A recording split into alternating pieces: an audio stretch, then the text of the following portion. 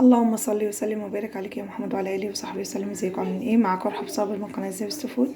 تعالوا بقى تبع وصفات التوفير. تعالوا نعمل كده كذا اكل عظمه من فرختين اتنين. عندي فرختين زي ما انتم شايفين، انا بجيبهم وبحطهم في ايه بقى، احطهم في ملح تمام، وبدل الليمون فبنعمل ايه؟ عارفين قشر اليوسفي او قشر البرتقال؟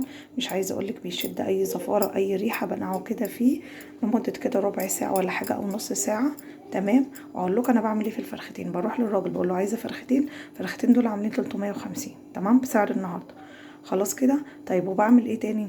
بقول له يخلي لي الصدر. يعني ايه؟ يعني انا عندي دلوقتي الوراك لوحدها، هوريكم دلوقتي.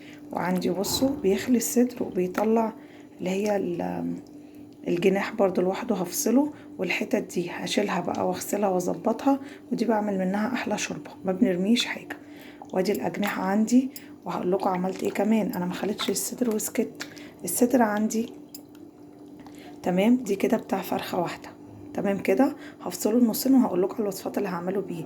انما الصدر التاني قطعته شرايح كده تمام، شرايح كده رفيعه. كل ده بقى بحط عليه معلقه ملح تمام وقشر اليوسفي كده، وبسيبه يتنقع. تعالوا بقى كده نغسلها غسله كويسه ونشوف بعد كده هنطلع منها وصفات قد ايه. اللهم بارك يا رب على الكميه. بصوا بقى انا عملت ايه. جبت عندي الورك، هما كانوا طبعا ايه 4 وراك. جبت الورك رحت قسمه نصين. ادي جوز بصوا ملحم وحلو زي الفل تمام، عشان الفراخ بتاعتي كانت حلوه. وادي عندي الجزء التاني الدبوس ده تمام.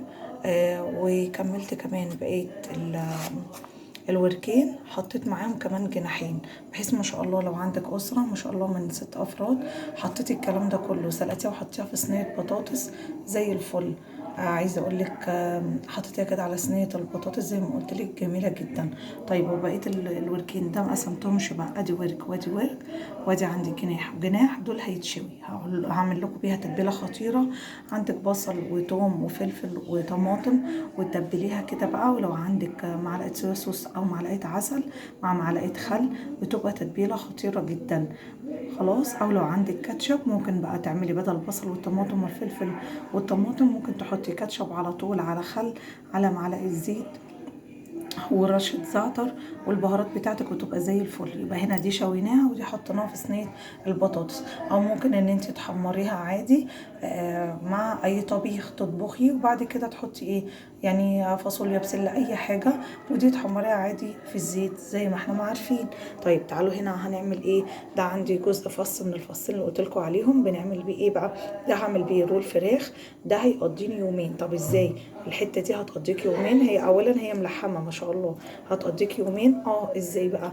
ان انا هضاعفها، وممكن اضاعفها بالبطاطس المبشوره تمام مع معلقه نشا كده. هنشوف الفيديو مع بعض. خلاص.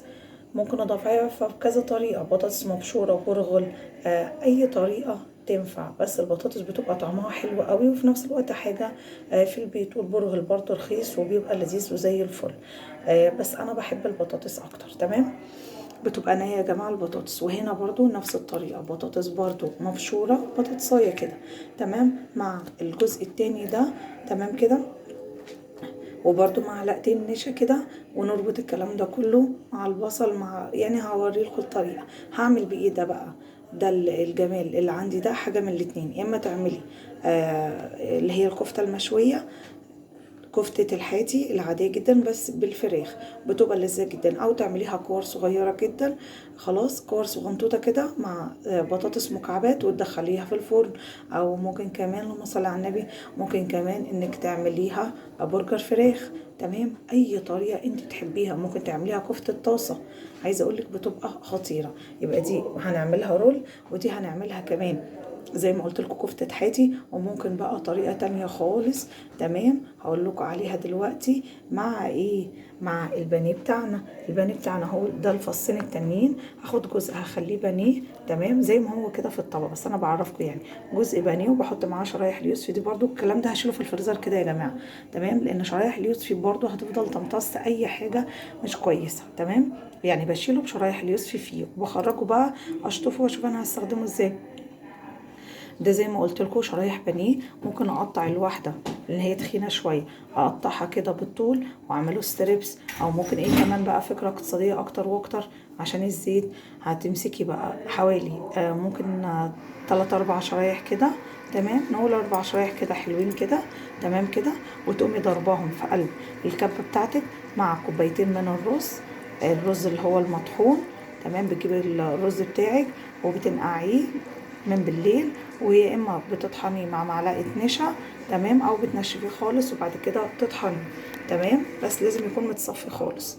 ونقوم حاطين عليه شبت وبقدونس وكزبره نص حزمه كده، مع احنا حاطين الرز وفي بصل وفص ثوم. مية مية، عملتي كفته رز من الفراخ بتاعتنا. خلاص، شايفين الوصفات قد ايه؟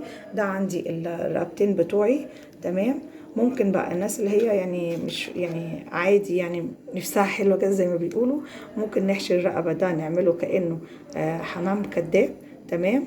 او ممكن بقى بتحطيها كده برضو، بتطلعي منها الشوربه مع بواقي اللي هي الحتت اللي قلت لكم عليها.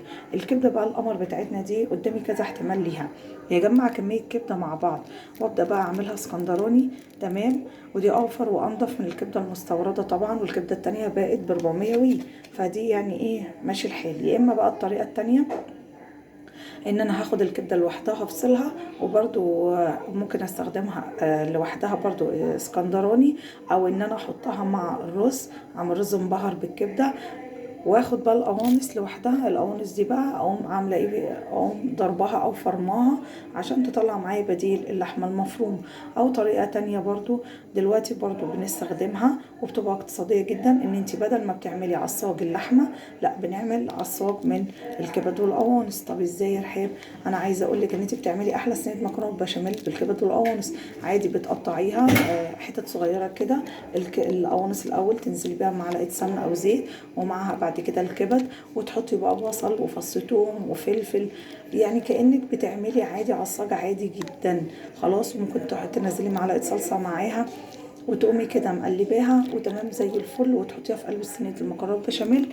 عايزه اقول لك بتبقى طعمها تحفه، يعني بيتهيألي ما شاء الله هيكفينا ويوفينا. الفرختين هيفضلوا معانا يعني ما شاء الله يعملوا كذا وجبه. وبرده بنحاول نعمل اي حاجه اقتصاديه علشان ايه الظروف اللي احنا فيها.